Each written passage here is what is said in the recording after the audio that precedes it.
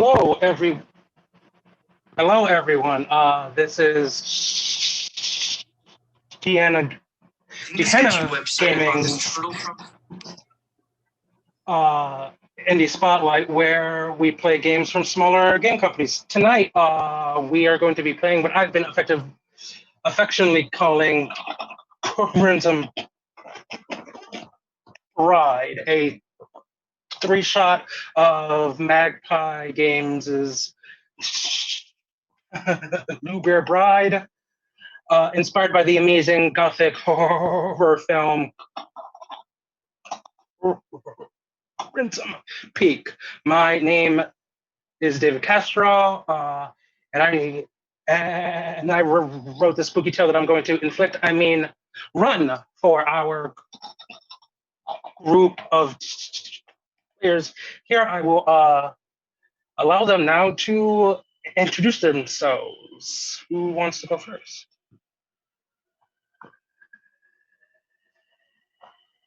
Hi, everyone. Joe, go ahead. I'm Joe, better known as DJ Toreador, Nola Fanger on Twitter, and I'm playing the Mother. I am Victoria Vela, and I'm going to be playing the Witch. You can find me on Twitter at Jesus_Spacey.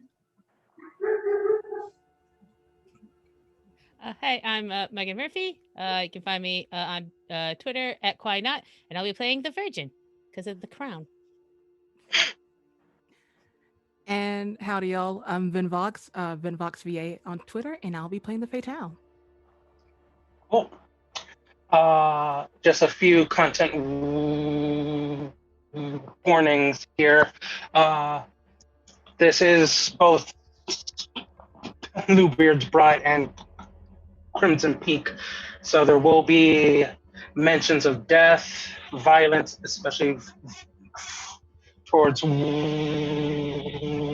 women, murder, and possibly incest. That we will be using lines and veils as mentioned on the tabletop RPG consent form, which can be found on the website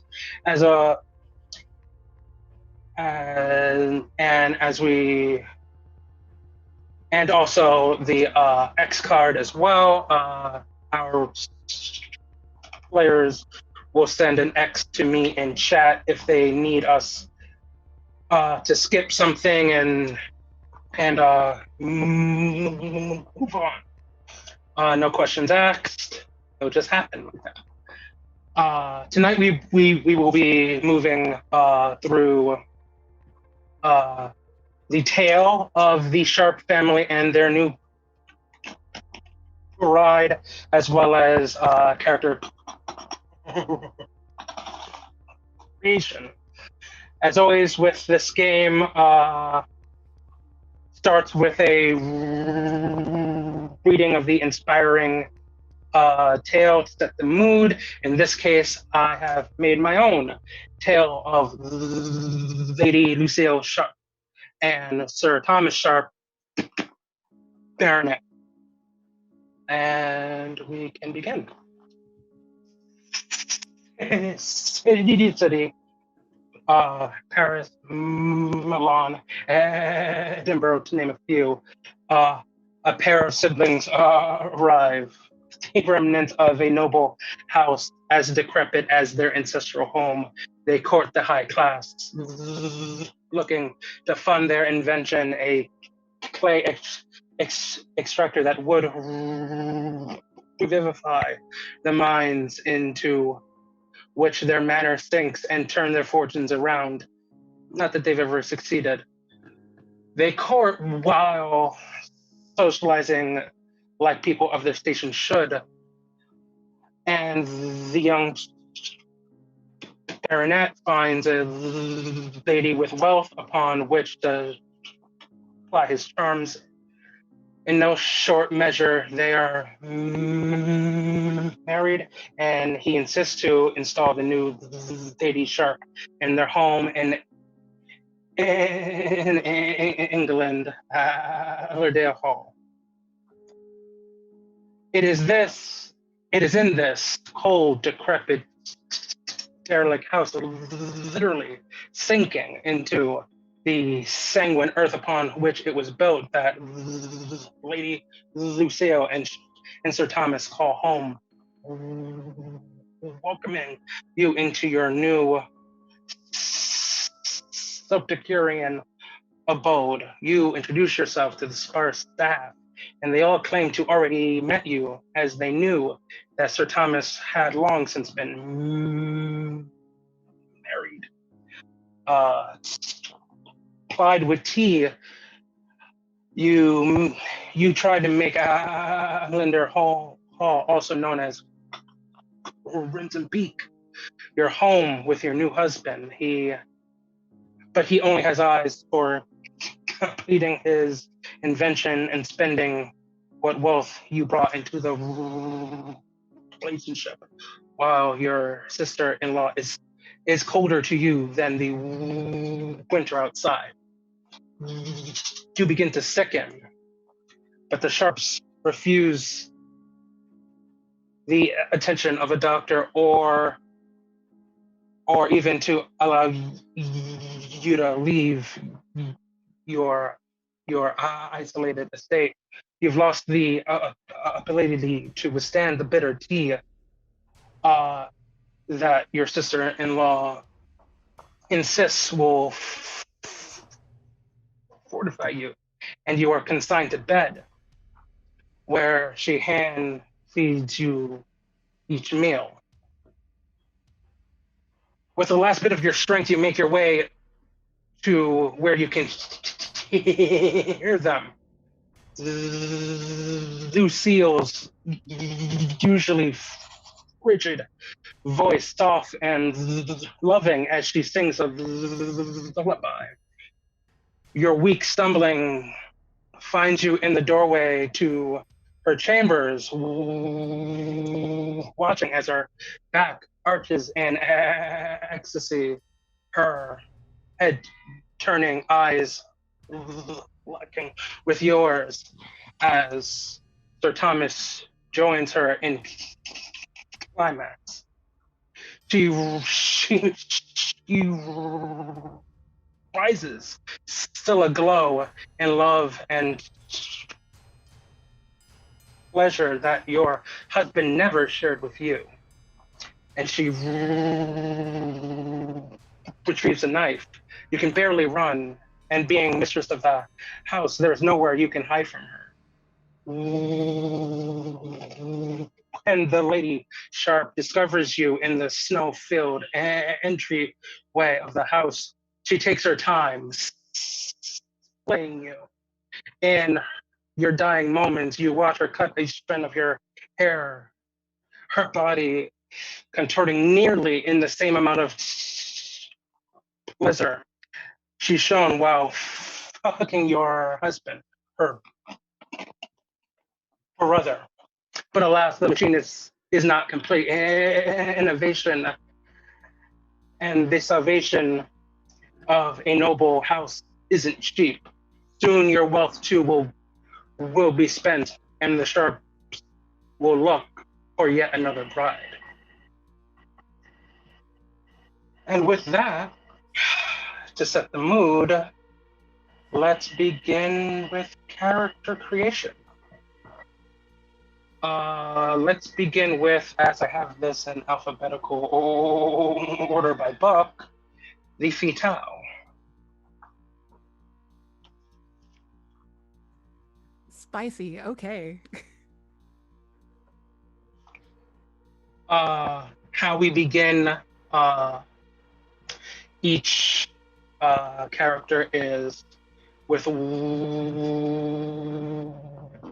wedding prep. We describe the bride per each part of her psyche that each of you represents. And then once we're done with that, we will go to our sisterly bonds, where we describe the connections each of you have with your other personality traits, and then finally the most rote thing, we will put the 0 and -1 in our stats. Before we get to that, though, one house rule, or maybe two, I may be misunderstanding the rules. I listened to an amazing AP of this game on the Story Told podcasts run by a Juliana and I'm sorry if I'm mispronouncing her last name, where instead of only the person in control of the body with the ring shivering with fear or being subject to that move, everyone is at all times. If I describe something and it makes you viscerally react, I will call it out. I will ask you what you are afraid of in this room, and then I will describe how it is even more terrible than that. And then you can decide what happens to the bride. If you do not currently have the ring, we will move as if you were going to keep the ring and thus only choose one of the options with that move. Okay, so Fatale, tell us, what does the bride's mouth look like? The bride's mouth is full and soft and supple, nice for kind words and kisses.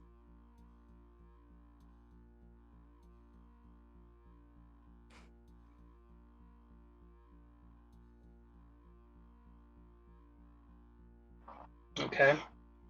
Next question is, how do others keep her quiet? With boring conversation, whether it be like mechanics or politics, things that doesn't interest her in particular.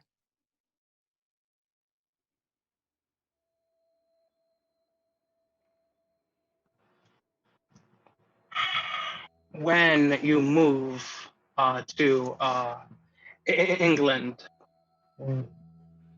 what will you be leaving behind from your life to become Sir Thomas's bride? My friends, or people who pretend to be my friends. Everyone who ever fancied me and the attention I used to get from multiple people. Yeah. When you first met Thomas, what loving gesture did he make that won you over? I imagine a story, just sharing his time and being so passionate and just feeling that off of him was a gift in itself. Very nice, very nice. I like it.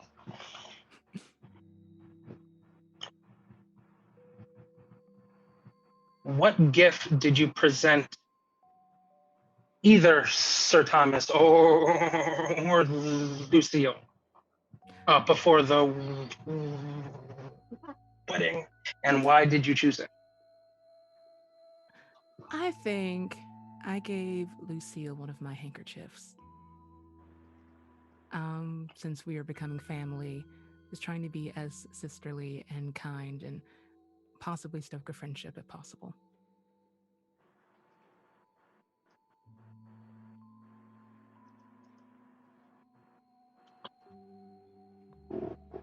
As I take notes.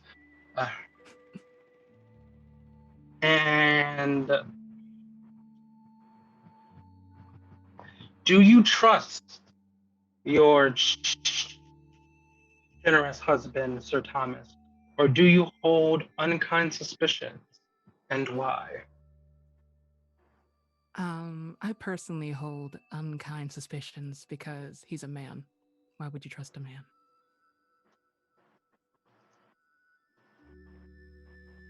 Fair answer. And with that, we will move to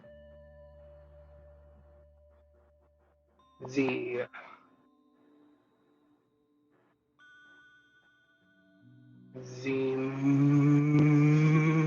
mother. Hello, Joe. Hello.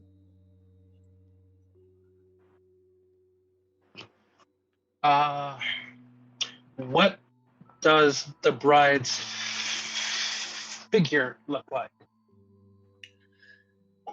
Coke bottle.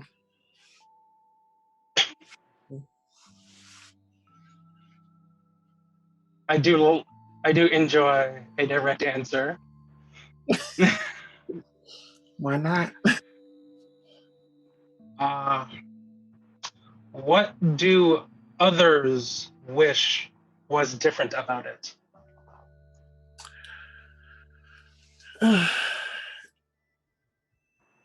But her chest was a bit smaller.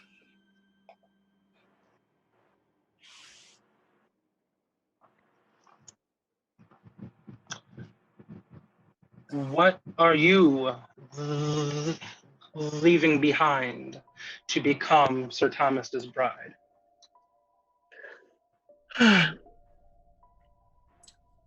Some good money and someone that I used to fancy.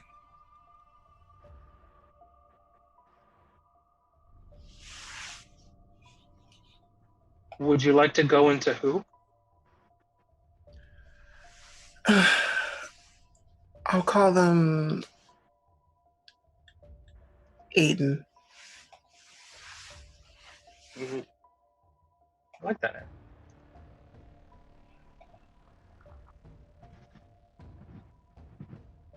When you first met, what loving gesture did Sir Thomas make to win you over?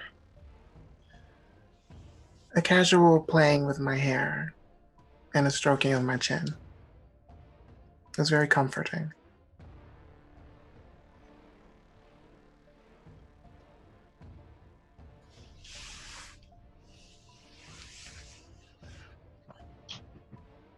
What gift did you present to either Sir Thomas or Lucille before the wedding, and why? Copper locket. Why? A locket? Because, yes, made out of copper. Because I know eventually it will tarnish and it will turn green.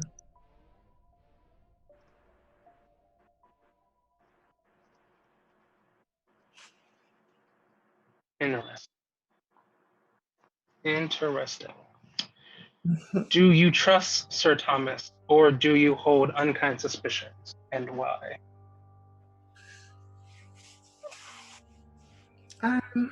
Sir Thomas, and besides the general touching that made me feel nice, he makes my skin crawl. I don't really trust him because he's just icky and he doesn't know how to handle curves very well. Interesting. Okay. Next up will be the Virgin.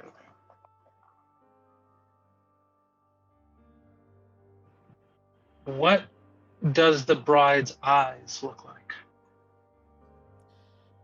The bride's eyes are they're like dark and warm, almost like kind of liquidy. They're very kind eyes.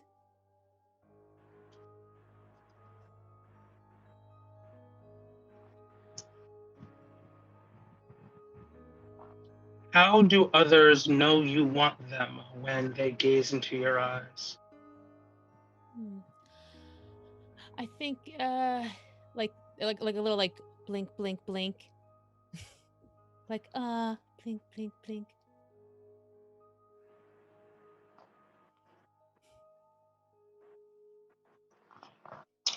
What are you leaving behind to become Sir Thomas's bride? A garden.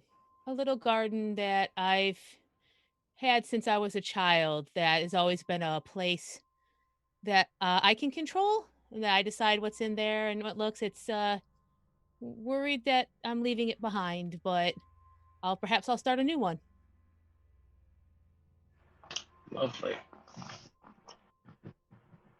What gift did you present to Sir Thomas or Lucio, your choice, before the wedding, and why did you choose this? I pressed a flower for both of them.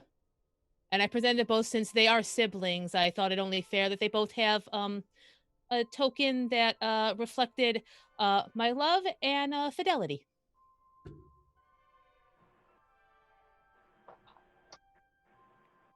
I love that a lot.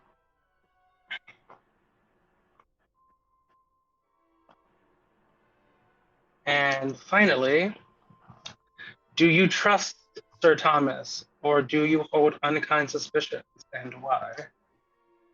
Oh, I totally trust him, and isn't that what love is? Having your heart be open.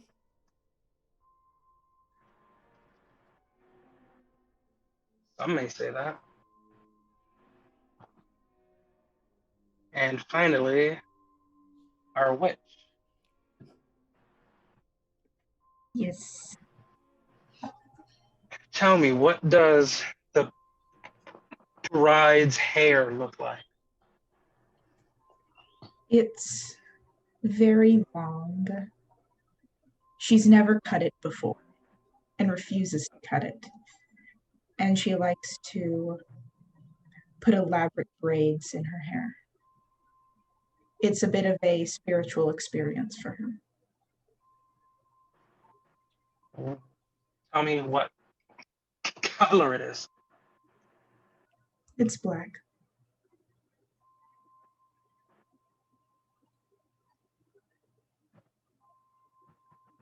How do others like you to wear your hair?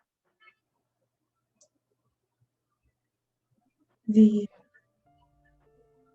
socialites and my father want me to cut it. Have it to be a more modest length. Mm-hmm. They think it's a point of vanity. Interesting. When you first met, what loving gesture did Sir Thomas make that won you over? Mm-hmm.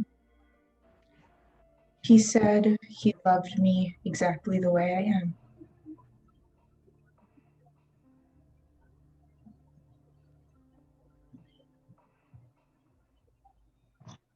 What gift did you present either to Thomas or Lucia or both before the wedding, and why?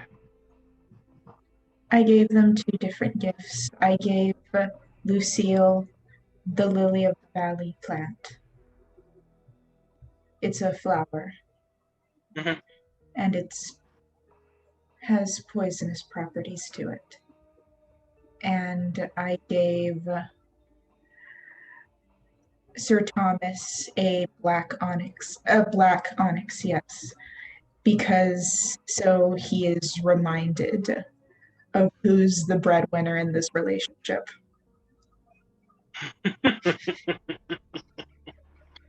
Lovely.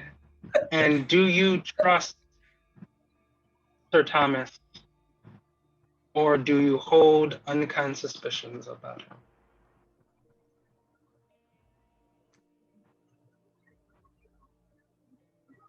I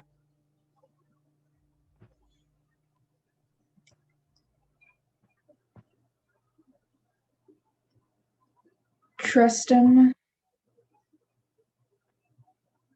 not with necessarily my money, but then again, I don't have a say really in my position. But I do trust him to not embarrass me. Good. Sort of. And let's Let's stay with you and go to our sisterly bonds where we connect our personality traits to each other. Your sisters are not nearly as important as power, but which of your sisters is a useful tool? Explain how they helped your pursuit of blasphemous crafts. The Fatale, I think, supported what I was doing and saw the use for it. Even if it's not advantageous socially. Nice. And which of your sisters draws an evil to her? Explain what you have done to keep that evil at bay.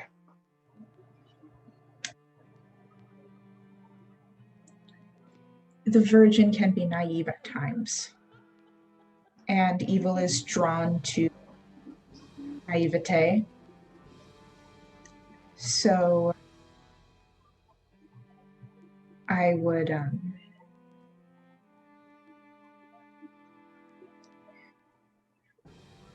advise who and who to not disclose information to, personal information to. Sorry, it kind of went blank there. No, that's fine. That's fine. This works.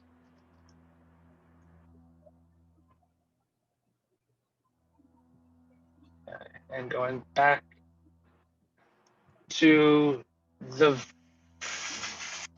Virgin, speak of the devil. You trust your sisters for the most part, but which of your sisters blackens your innocence with her every word? Explain how she became your enemy.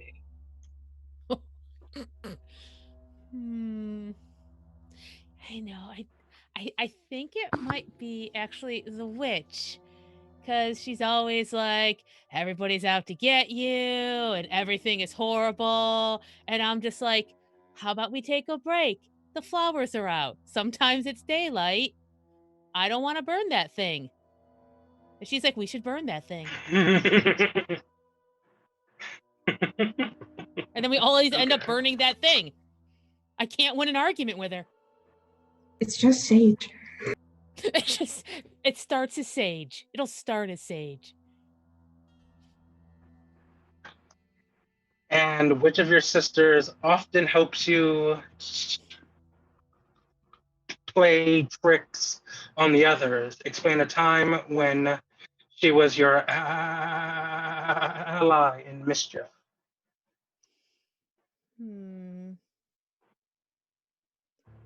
Well, I think the Fatale has quite a sense of humor because she's all like, especially against guys, because she's all like, they're dumb and it's easy to trick them. So sometimes we like switch around food at a dinner party and they thought they ate but they didn't. We just stole it, and then we gave it to a dog. They're young and dumb They and go easy home to... hungry. Listen, they need nourishment. The dogs. Yeah. And then we don't tell Mother, though. Mother does not approve of us stealing food from the... No. Speaking of the mother,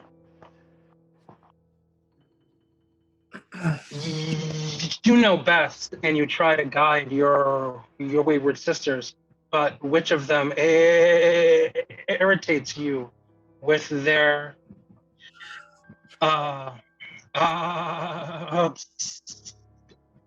obstinance? Explain a time when they undermined your authority. If I had to choose one, I would choose all of them, but I would choose all these women. But if I had to Who really, worse? it would be the Virgin. It's just this incessant need to just be seen all the time and to play in the dirt. It's filthy. It's gross. And it ruins your manicure. Why do this? Why stress us all out? And then you have to be shown into the bathroom and scrubbed down fiercely. It's tiresome. It's tiresome. I am almost set to just let you vamp for the next hour, but the next question This is going to be great. is, you trust one of your sisters to have your back. Explain a time they supported you in a time of need. Oh, well, that's easy. The Fatale. Everyone loves the Fatale. She is the kind of girl that can get things done. She's very visual, very proactive in what she does, and I appreciate that. There's this one time there was someone that was trying to sneak up on me and cover my eyes, but she did not allow that. She drop kicked him, and I laughed.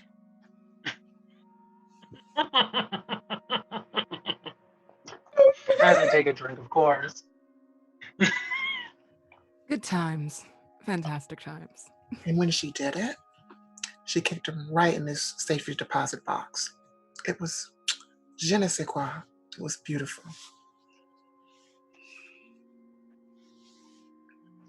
And with that, the Fatale. Your sisters are who they are, boring and predictable, but one of them has no idea of a woman's true power. Explain why you wish to teach her. My sweet, sweet virgin. You have no idea how wonderful we are. To hone our powers, we must be a little more, I guess, subtle. Your heart is pure, but theirs are not.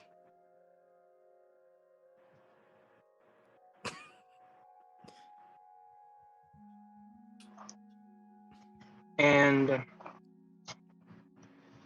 you try to draw in one of your sisters with your seductive aura. Explain how you hide your insecurities from her.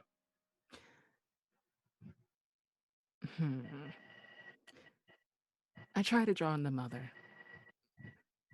She's very in charge and very thorough, and I try to follow her lead so I can have her approval. And that's how I hide my Very secrets. nice. Makes sense. I personally would prefer you all to choose your face move in the moment when it feels right for you, not to choose now, because we know some of what your character is, but we haven't gotten to know her yet. So you all will decide what your face move is when it comes up. But once you do, it's locked in. That's your face move. You will lose access to the others. Now we will move on to applying our stats.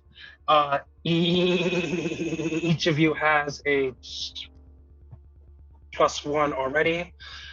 You will each put a 0 and a -1 in one in each of the other two stats. But before we do that, let me explain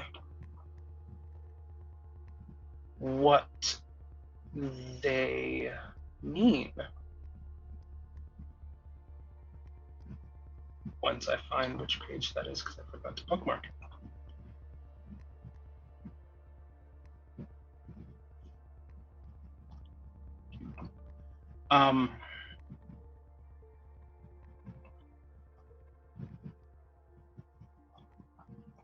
Oh, and while I do this, let me explain some other aspects of the game.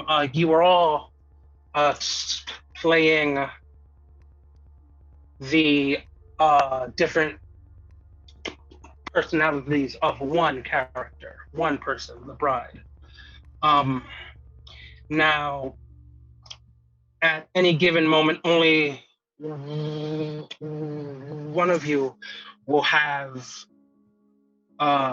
the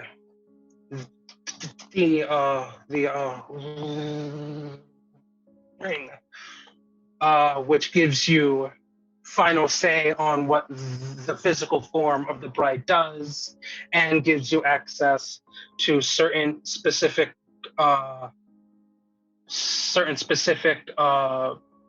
moves that only the ring holder can use. At any given time, you can choose to give up the ring.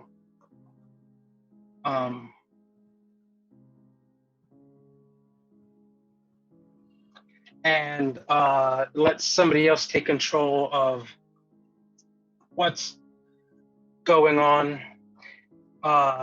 in the scene, what's physically happening. That does not mean that the rest of you do not have agency. You can always say what's going on, say what you want to do, say what's going on, and in so long as the ring holder doesn't refuse, that is what happens. And I like to always have some like push and pull, some discussion about what's going on. And yeah, so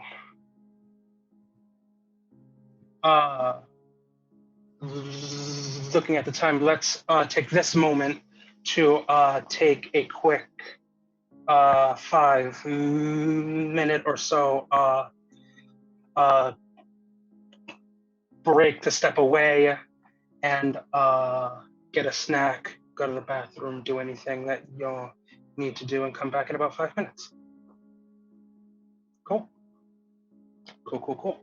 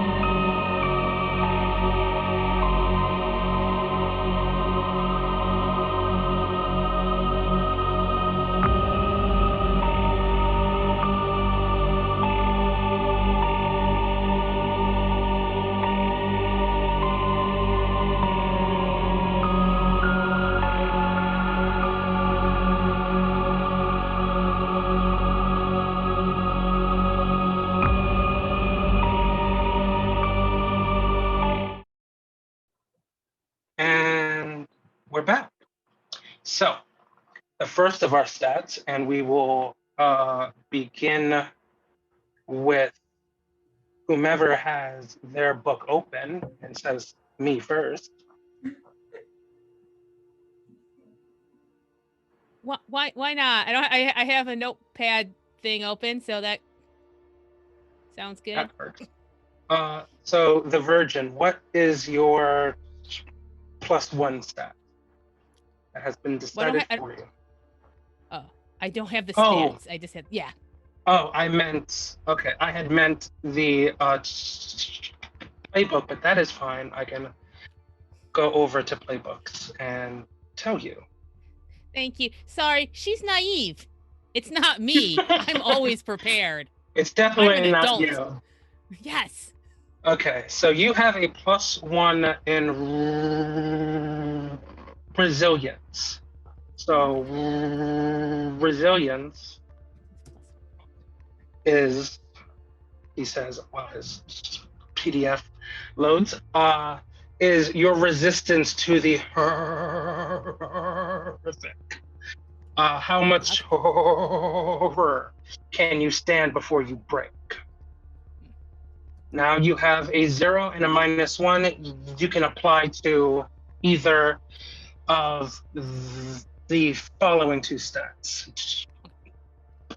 Blood, which is your connection to the horrific, how closely you are tied to the darkest sides of your own and other people's natures. And carnality, which is your expression of the horrific. How do you weaponize your sexuality or give in to your base instincts, such as violence? Okay. So then I think she would be at a -1 to blood. She's pretty innocent. Whereas zero's carnality, because like she could get like a little angry sometimes, like, you know, kind of like a youthful, like, well, your face sucks too. You know, adult things. That is definitely how an adult says that. Exactly. Mom, stop. It's fine. I'll handle this. It's fine, Mom. I've got this. And then they don't let me talk. I feel more like they stop you from talking when you are in mid-sentence. Okay, I'm going to think these thoughts real loud, though. Let's go to the Fatale. You have a +1 in blood already. Where do you put your 0 and your -1? I'm going to put my 0 in carnality and my resilience at -1. I think she has like a very good base for like the person and like everything. Natural, supernatural, not so much. I like it. I like it a lot. All right. The mother. You have a +1 in carnality. I sure do. Where do you put your 0 and your -1? 0, my resilience. Blood, -1. Talk to me about why. Tell me.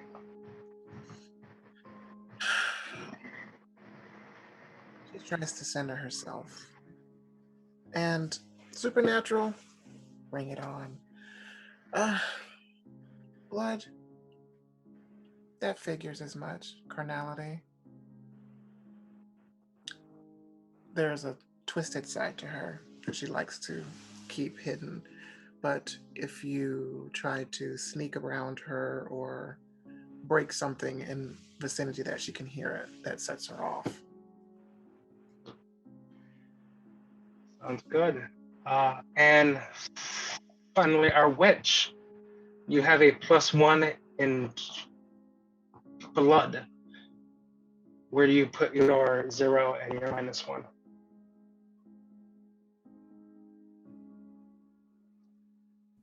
Sorry, I There was you go.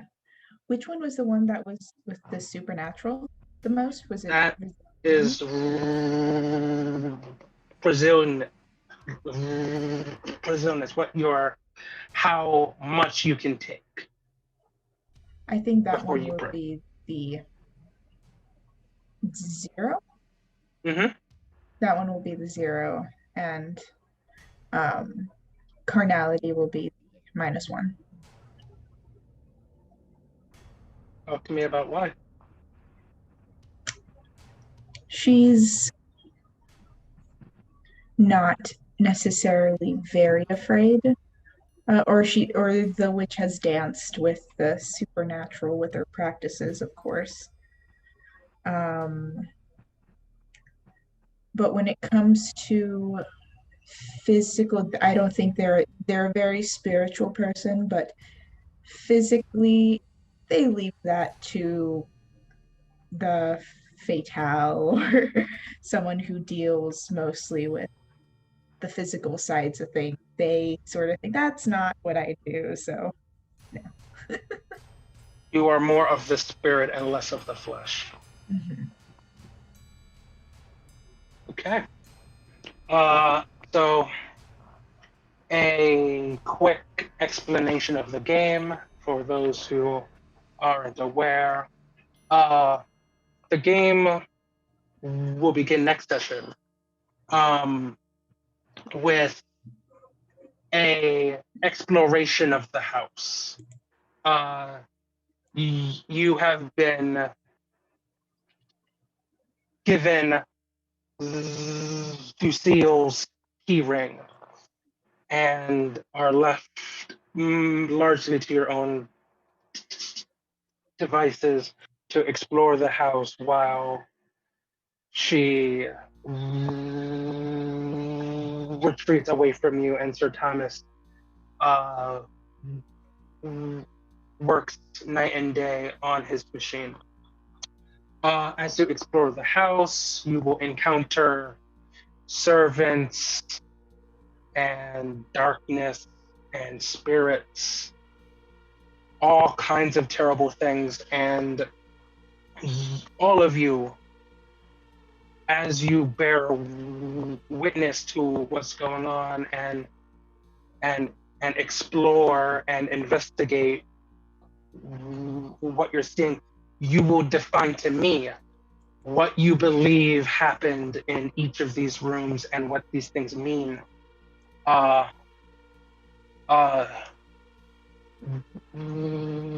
One of you at any given moment will be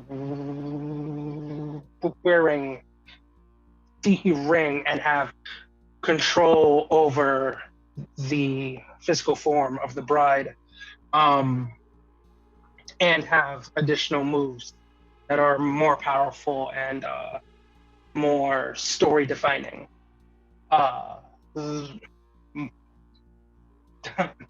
The most important of these being the ability to leave the room.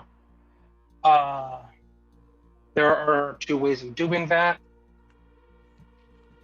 where you either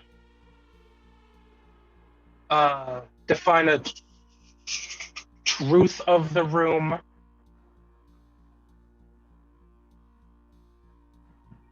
and you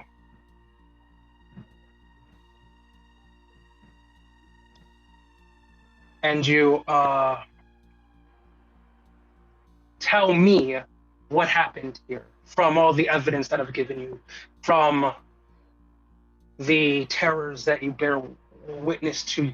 You decide to me, you tell me what it means. You propose a truth.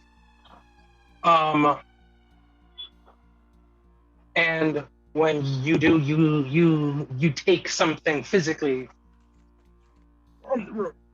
That can be any object. Don't be so concerned about if it makes sense that you can carry it. Don't worry about all that. But this token represents either faithfulness, that you are one step closer to believing that your concerns are invalid, that everything that you're thinking, everything that you're seeing is all in your head, and there's a rational reason for everything, that Sir Thomas and Lucille aren't the monsters that maybe you believe them to be. If you do choose this path, you will heal one trauma. We will get into that in a bit. And if you go the other way and take it as a token of disloyalty, you are one step closer to being certain that all of the terrible things that you believe about Sir Thomas and his sister are true, that they are exactly the monsters that you think them to be. And you will mark one trauma. Trauma is the closest thing to damage HP that this game has. Excuse me. You have 5 trauma each. When you get dealt that final 5th trauma, that personality will shatter and fall back into shadow. You won't be gone. You will still exist. I will have something for you to do, as maybe your personality voice is no longer there, but the scars of it remain. And yeah, the other way to exit a room is to escape without proposing a truth. You won't gain a token that won't advance the game. But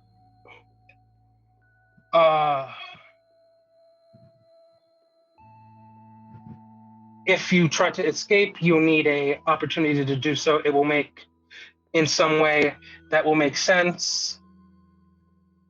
I will propose to you either a difficult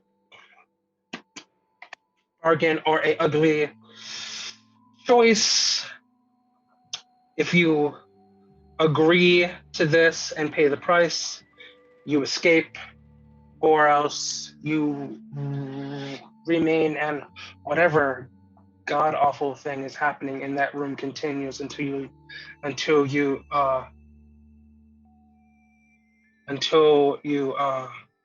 propose a truth or attempt to escape again. But the price will be much worse if it comes up again. Other moves that you have. These are maiden moves. These are moves that everybody can do and propose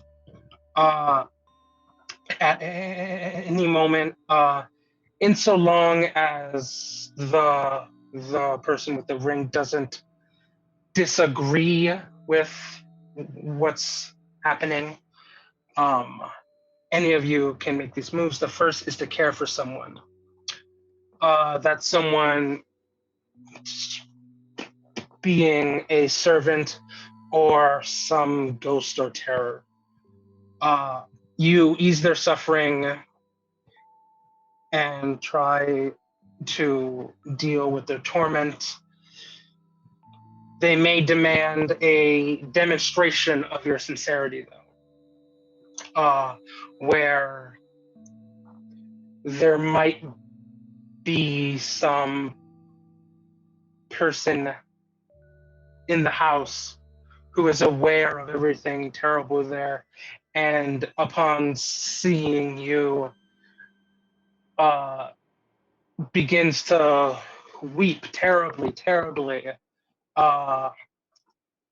because the cycle has begun again, so one of you can attempt to care for them. They might ask, how are you different from the others? And you'll have to uh, give an explanation of how you are. The next one is investigate a mysterious object, where there'll be something in the room that's spooky, weird, you might want to check out. I will ask you some questions, or sorry, no, you will ask me some questions. I will give you answers.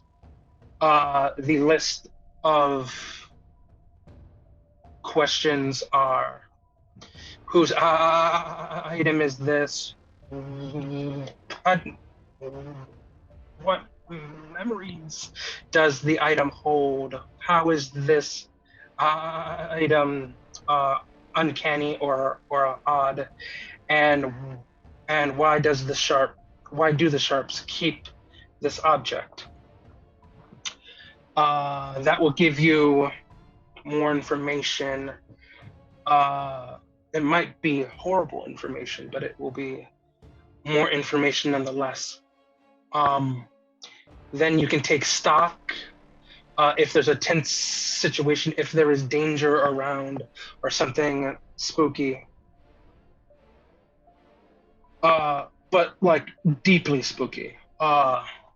You can try and take stock.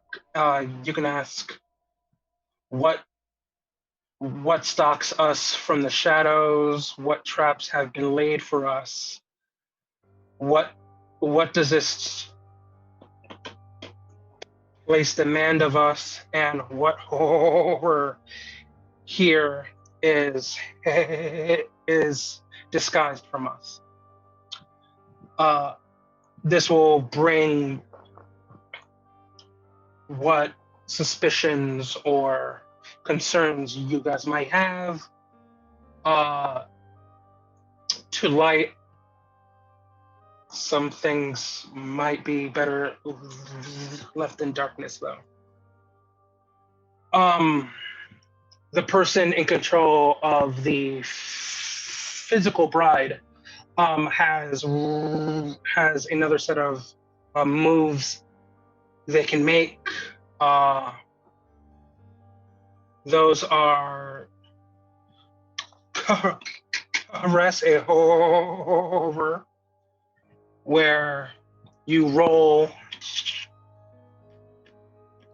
blood, and on a hit, this being a Powered by the Apocalypse game, it would be 2d6 plus your stat. A hit being a 7 or a 7, 8, 9.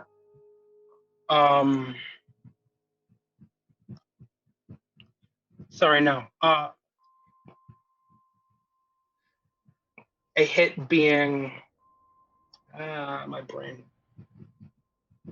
Yes, a hit being anything over 7, but on a 7, 8, 9, there will be a cost to what's happening. To caress a horror, you roll blood. On a hit, the terror is swayed by your touch. You may direct what was intended for you onto someone else in the house, some other victim. But on a 7, 8, 9, it will only do this if you participate in the thing that happens in some way. So, yes. The next is you can dirty yourself with violence. For this, you roll carnality. On a hit, you inflict trauma as established. So you hurt the thing, and you may choose one. You may disable them, silence them, or mutilate them. On a 789, though, you must also choose that you are either you open yourself up to trauma yourself, or your carelessness leaves you in a bad spot.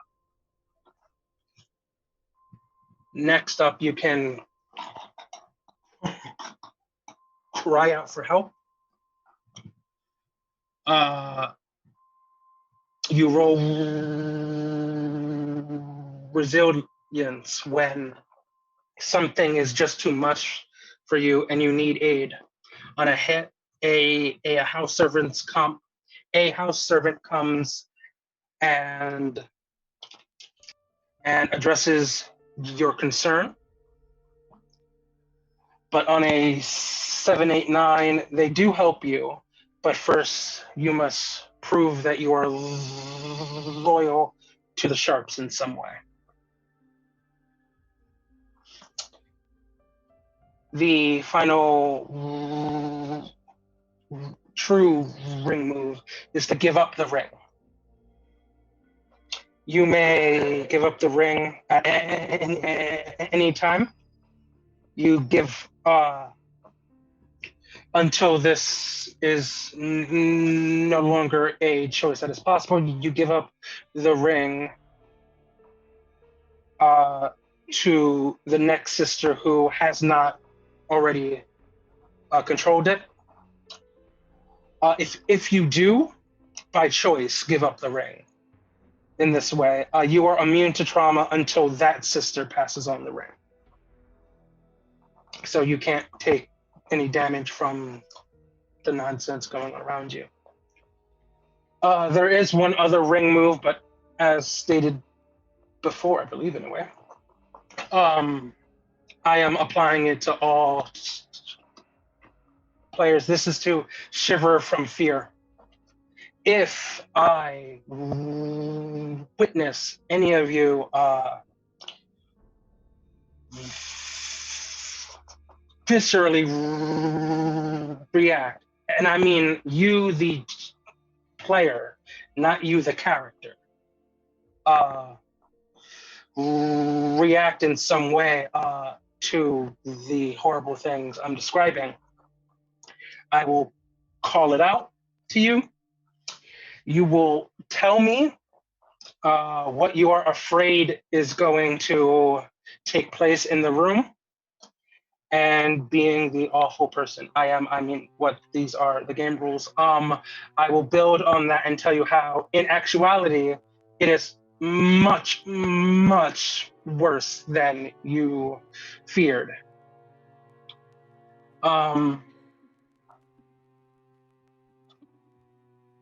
You can either, if you do have the ring when this happens, you can choose to keep the ring and choose two of the outcomes, or you can pass the ring on and choose one of these outcomes.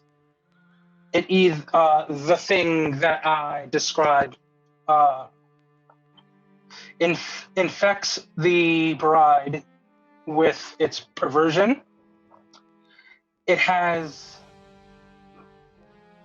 the bride in its clutches right now, or it speaks to you. Take one trauma, but just you. Oh, right. That reminds me, which we're going to talk about in a second. So yes, if you have the ring, you can either keep control of everything and choose two of those options, or pass the ring on to somebody else who has not had the ring before, if that's possible, or someone of your choice. If everyone has controlled the ring thus far, and pick one of the options to leave your sister to deal with. And that takes me to trauma. If there is a moment where you guys take, or would make sense for you guys to be harmed or to take damage, that damage can be physical damage, emotional damage, psychological damage. I will have you guys mark a trauma. I think I explained this already, but just in case. If you are to take a trauma and you have the ring, you can either take it yourself or have everyone mark one. That is up to you.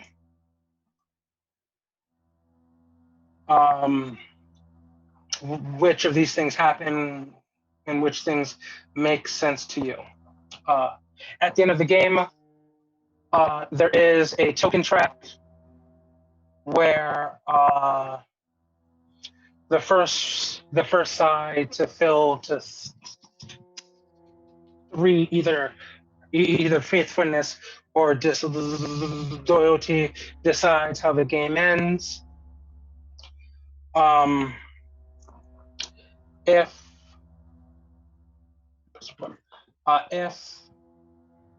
you decided that everything that you've seen has taught you that the sharks are exactly the monsters you believe them to be,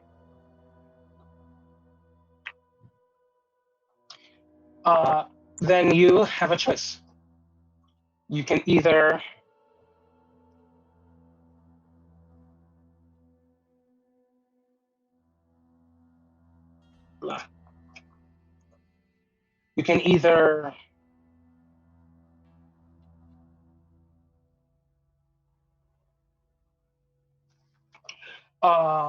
go to the final room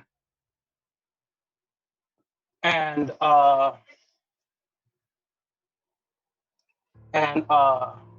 open it, which you have been told not to do.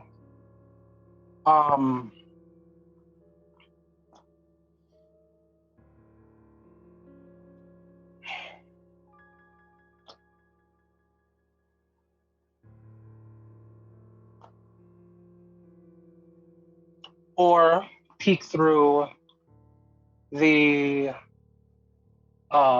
keyhole and get a glimpse of the terror inside before you flee. When you flee, you can decide either to present the evidence you found to the local town to see if they will try to prevent the sharps from continuing whatever terrors and horrors you found, or flee and begin to start anew somewhere else, and we'll describe how the story ends that way. If you are faithful,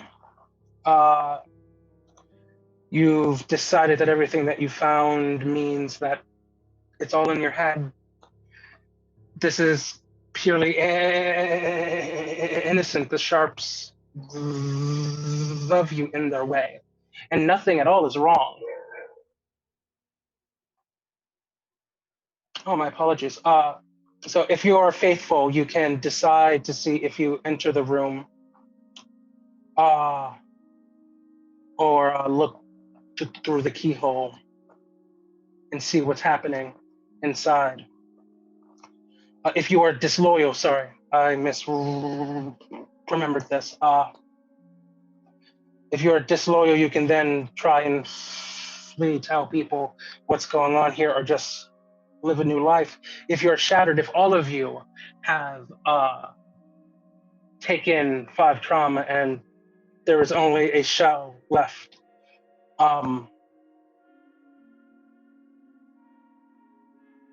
tell me how either you are obsessed with being the perfect bride for Thomas and his sister, or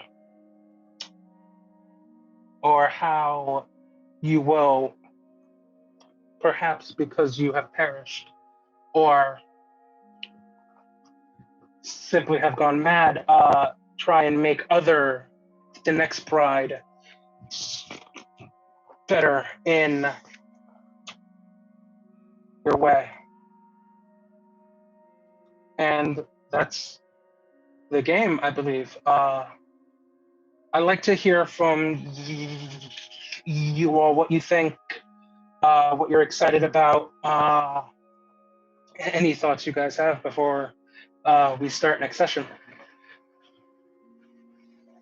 I'm excited to play, so I can be possibly have homicidal lady. Same. Same. I have a move where I can, like, if I choose to use that move, I can kill someone with my lies. If I choose to lie to someone, they'll just drop dead like a fly. In the words of Paris Hilton, that's so hot. Isn't it though? I'm also looking forward to like seeing, I guess, how our characters will react to all of this. I feel like I feel like at least one of us is going to be like, damn, this is a little more than a fixer-upper, like he said. Said it's fine, it's just a fixer-upper. It's not a fixer-upper. It's a let's sell this. I can fix change him. I can fix, yeah. That's like the Virgin.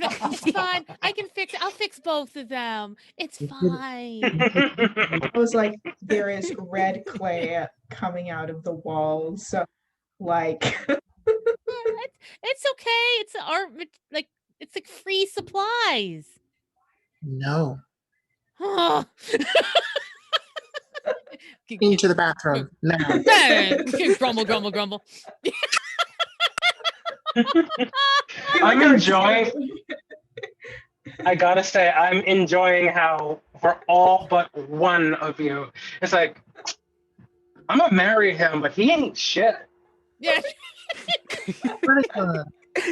Is how it felt, and I'm just like, man, why y'all getting married though? Well, Honestly. exotic treasures, money, the deed. he has a title. He has a title. Yeah. And that's the only reason why. It's not the only thing he has. He has a title, which can our societal standing. The D has a title. He has a title and He has assets. he has has- assets. He has a thick As we title and discussed before, assets. yeah. It's like it was either him or this really like gross person, and we just did not want to. We were like, no. We just want that wedding cake. That wedding cake. The cake. Oh. Mattel laughs at it, and I don't know why. She says it's really funny. The cake and the wedding cake are delicious. And then no one will explain the joke to me. He like stomps.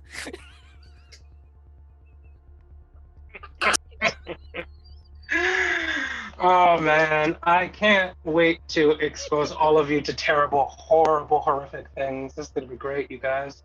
That's awesome. I love You're it. fantastic. Say again? We look good. We all look good on this. We do. We do. And we will look good next week too. With that, let's go down the line and have you guys like say where you can be found, if you're doing anything cool that you want to promote. Let's start with Megan. Oh boy. It's Megan. Twitter at Kwai Not. I have a cool copyright-free lo-fi chill beats and sketching stream at Murphy Pop Art on Twitch. And right now my streams are all kind of in a like that second, like waiting for second season. So, but just follow me on Twitter. On Twitter, that's where I say all my stuff. Even if stuff I forget, then someone reminds me and I put it on Twitter. It's the perfect system. Cool. Joe. Hey, all you cool cats and kittens. It's me, Joe. I'm sorry. I should mute myself. Playing the mother, It's and I'm okay. looking absolutely fetching in this weighted lipstick and pearls. But if you want to follow me, I am on Twitter, Nola, NOLA_Fanger, like Fangbanger from True Blood. I am the storyteller for Montgomery by Night, a Vampire the Masquerade V5 Edition Chronicle with a sprinkle of homebrew set in my hometown of Montgomery, Alabama. Anarch-based game. We follow us on Twitter if you want to find out where we are. That's usually where I'm at, talking about anime and vampires and maybe this Pirate D right here. So yeah. I hope you talk about us on your pages. I hope all of you do. Yeah. Hey, Vyn, I think. I forgot how to pronounce your name. Oh, Vyn. Okay, go. No, you're good. Again, you guys can find me at Vyn Vox VA. I am a indie voice actor, so most of my things are either upcoming or in the know. So you guys follow me, and I would be forever grateful. And that leaves Victoria. I am Victoria Vela. You can find me on at Jesus_spicy or just spicy Jesus. That's and I usually just tweet or write things. So if you want to check me out on there, that's where I'll be. And this is my cat. Cat on stream. And yeah, thank you. And I am your GM, or I guess in this case, GK, your groundskeeper. David Castro. You can find me on Twitter at The Inked Knight.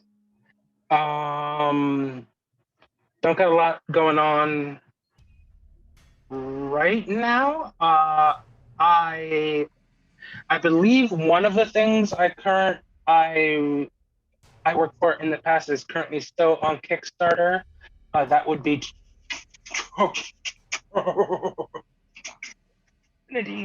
Continuum Adventure, where you play in the 1930s and get to punch Nazis. So, do that a lot. Upcoming on this channel, though, this Saturday, we have a V5 one-shot called Catch and Release. On Sunday, we have Warhammer Fantasy, which is actually kind of cool. I've never seen that played before. Next Wednesday, we have Kult Roundtable. Next Thursday will be this game again. Watch it. And coming soon on the 3rd will be a new Monster Hearts 2 series called Gehenna Academy. That's a Monday. And on Friday, May 7th, is a new V5 Dark Ages series. So please watch all of those games, but especially this one, because this one's pretty cool. And tell your friends, I'd like to thank Nick, our producer, and all of our players, and see them and y'all next Thursday. Bye.